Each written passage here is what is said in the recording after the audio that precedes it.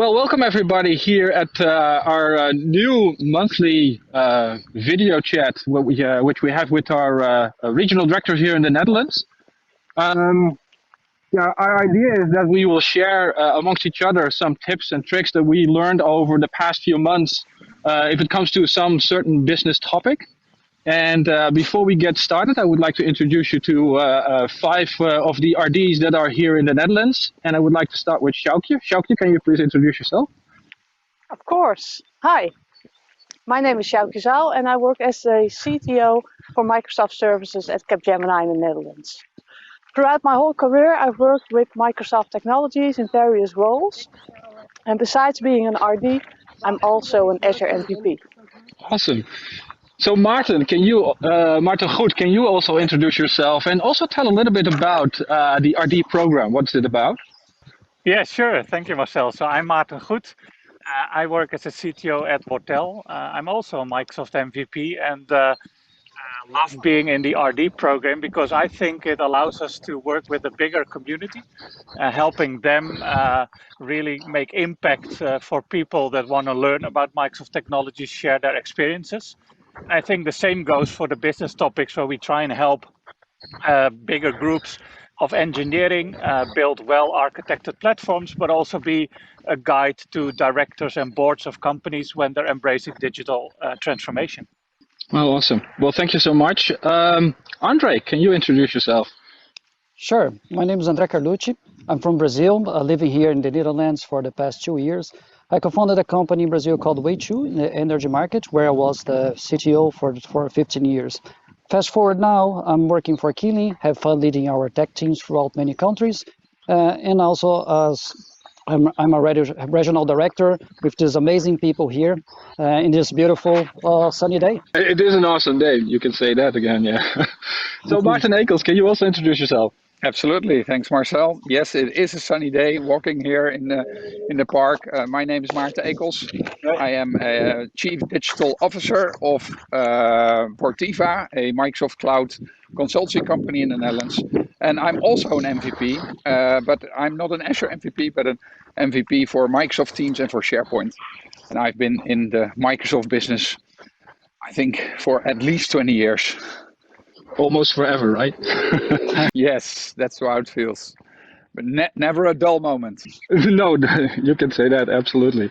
So let me introduce myself. My name is Marcel Vries. I'm also the regional director, a Microsoft regional director. I co-founded a company called Xperit in 2014.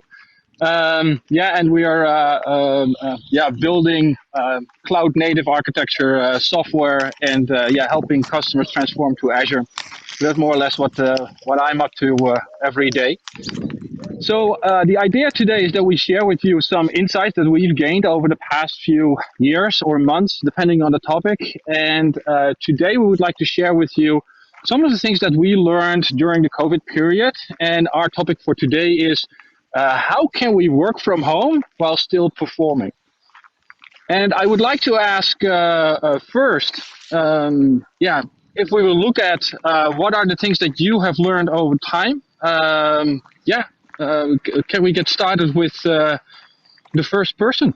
Sjoukje, can you tell us a little bit more about what you learned during the COVID period? What we've learned is that it's really hard to stay connected with the team during these online days of work. So what we've, for instance, organized are virtual coffees on a team level to catch up with your colleagues and talk about all sorts of things, both work and also non-work related. We have also have some walk-in sessions, which are organized from the practice management level during lunchtime, for instance, to also talk about all sorts of stuff. So I'm also curious, what are your learnings?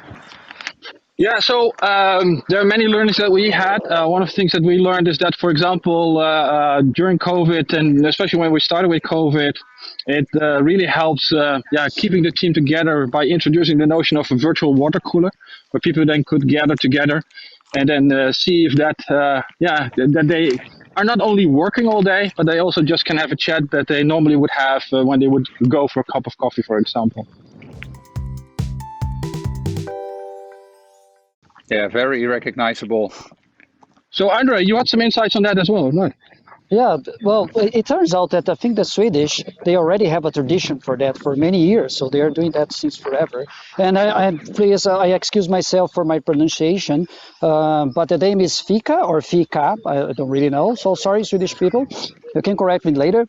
But the idea that that word can be translated as coffee with a cake break, but always with friends. So that friend said if you have coffee and cake together, but not with friends, that's not fika at all. So basically, the idea is, of course, well, we cannot be together in these times, but we have a weekly, meeting, a virtual meeting where we talk about anything that's not work. So our work is absolutely forgiven, but then it's a really nice time for us, to get together, to cool down, and of course, having a good time. Oh, awesome. And Maarten, you also had some similar experiences? Yes, it sounds very familiar, and because normally when you're in the office, people will see each other automatically anyway, and you will talk to each other automatically anyway. And if you're no longer at the office, you still need time to chat with people and not just work related. So I really like that Fika idea, and the same like what we did in our company is every morning at 10 a.m. we have a virtual coffee chat moment where people can just join if they want to. It's no obligation, but we can see every morning that a lot of people join there, and it's just 10-15 minutes of chit chat, and it gives you a kind of a break, right? Because you have your lunch break anyway, but even during the morning it's nice to have a little break and talk about different things.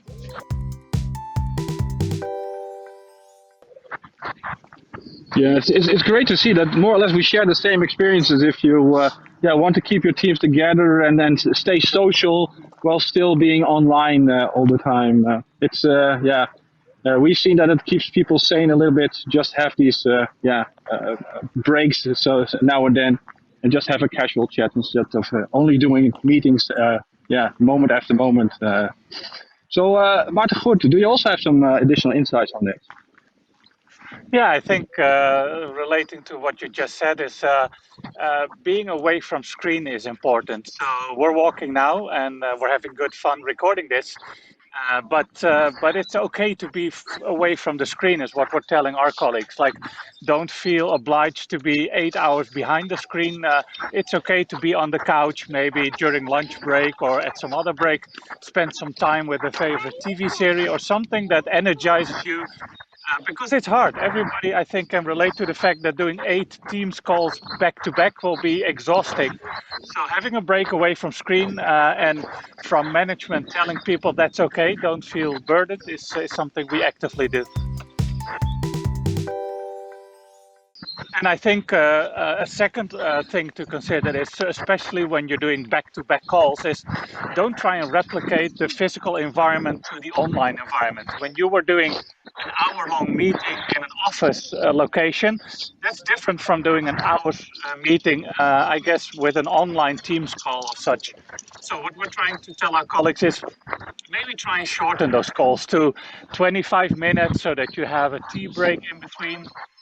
Maybe shorten the calls to 40 or 45 minutes when you're normally doing an hour, so that you can decompress and really work on something before going into another call. So also, like, shortening meetings is important. Yeah, and I can totally relate to that. If you look at our agendas, often it's really back to back, and I would like to add to that, Maarten. I'm not sure if you guys also did this, but one of the things that we did is that in Outlook there's a simple thing, settings window that you have, and you can there ensure that all your meetings are planned 5 minutes or 10 minutes later, or that they will end earlier, 5 or 10 minutes. And that really helps you keep a little bit of a schedule during the day where you're not completely worn out by only doing screen time. So that might be an initial add to that. Oh, that is a great tip for people to apply. Yeah. Yeah. So, Sjoukje, anything other that you perhaps could share? Yeah, what we also did is that we opened up our offices for people that really need a place to work. For instance, they are living on extremely how do you call it, small apartments or something like that with a couple of kids running around. And for people that are very lonely during these COVID times. Yeah, that's a good one, especially with kids around. So if you look at the little ones, the parents are already struggling with having to work from home and having the kids around at the same time, right? With the schools closed and now with the holidays, and not everybody have a special or a specific place to work.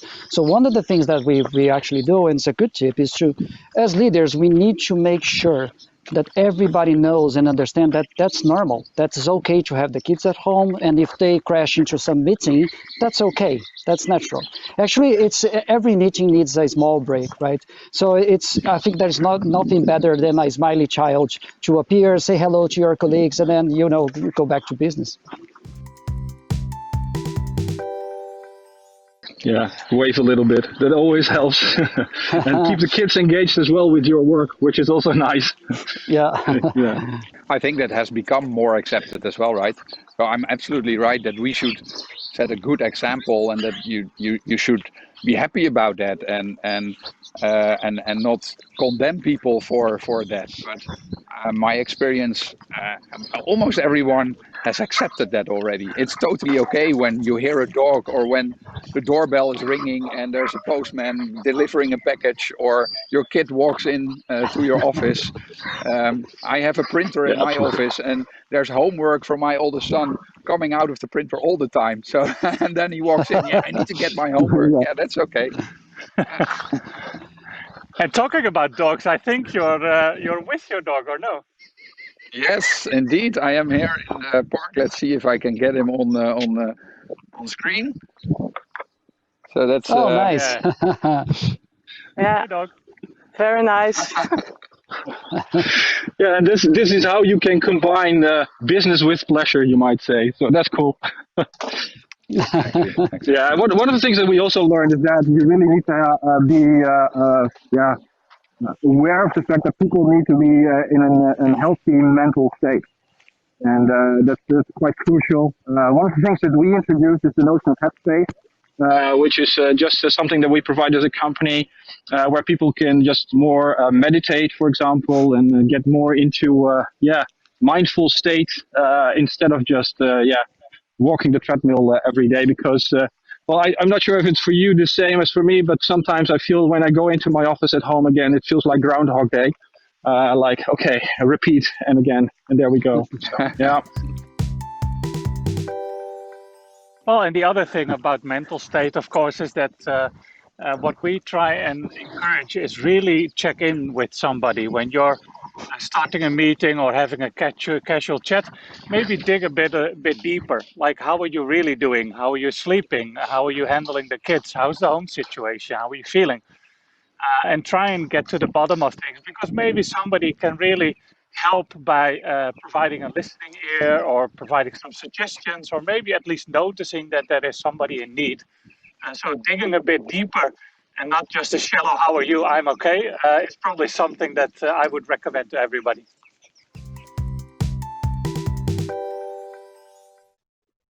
Yeah, absolutely. And one of the things that we were talking about meetings, etc., etc. But one of the things that also is, of course, an interesting challenge these days is how to deal with the social aspects of work. So, anybody has insights on how you deal with that? What are the things that you tried, or what worked actually? Yes, I can elaborate on that a little bit, because we've been doing quite some things. We've organized quite a lot of things. We started with the regular Friday afternoon drinks, which we could no longer do in the office. So we figured, okay, let's make that a virtual meeting.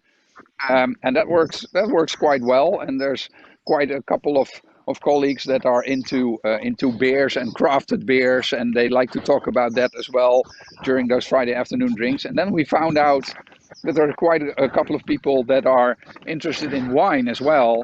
And as you might know, that I'm also a certified sommelier. I don't do anything with that for my work, but I'm just more than averagely interested in wine than some of my colleagues. So I decided to organize an online wine tasting, which we held only a couple of days ago for the first time, and that was a huge success. More than half of my co-workers, my colleagues, joined the online tasting, and people could order a little another set of wine for their partner as well, so they could join. I had a very sore arm from pouring more than 500 mini bottles of wine to distribute among the employees, but it was really great. It was really great. Why did we do the walking with RDs and not the wine with RDs? Perhaps one of the next episodes will be wining and dining with RDs. The moment we can dine again, that would be nice. Yeah. Yeah, we can do that. So anybody, any additional things? But I guess it works, right? We have the online environment. Yeah, we're going to try out a online team building session next week. So I'm very excited about that. In the form of a game. So yeah, really excited. I was going to say that another thing just came to my mind is to organize some gaming activities. Because, we have a lot of people who are into gaming, and multiplayer games are really nice to get people together and talking. From a poker game to any video game, it's always nice to have people together. Yeah, true. There's one more thing that I wanted to mention is using Zwift, which is an online cycling platform. If you have a smart trainer at home, and we have a couple of colleagues that are really into cycling and racing cycling, and we just sit on our bike in the attic at home, but we have Teams open as well, so we are cycling together in a virtual world called That's Watopia, nice. but we're talking at the same time through Microsoft Teams, so that works really well. That's nice. We do that bi-weekly, so that's cool. Yeah. Awesome. Yeah, one thing perhaps on a personal note, to stay healthy in your relationship with your spouse, perhaps what worked very good for me was that I said, well, we can still book a hotel, so we booked a hotel in the same city where I live, and we invited friends over Teams. So we had dinner, and we both booked a hotel. It was like, okay, we're going out, we're having time together, spend some time together, and still with friends as well, and. Yeah, the fact that you actually take some time together again really helped getting from the Groundhog Day feeling all the time. So that might be an interesting one. I hope everybody liked this conversation that we had here, where we share our ideas, our insights on what we learned and what worked for us. Next time we will have a new business topic that we would like to share, because of course it also has a lot to do with our insights on how to keep healthy teams and how to stay productive. I want to thank all my fellow RDs for joining me in this walkout site, and I hope to see you all back in our next episode next time. Bye-bye. Great. Yes, It was a great time, Thanks, guys. everyone. Thank you so much. Yeah. Bye-bye. Cool.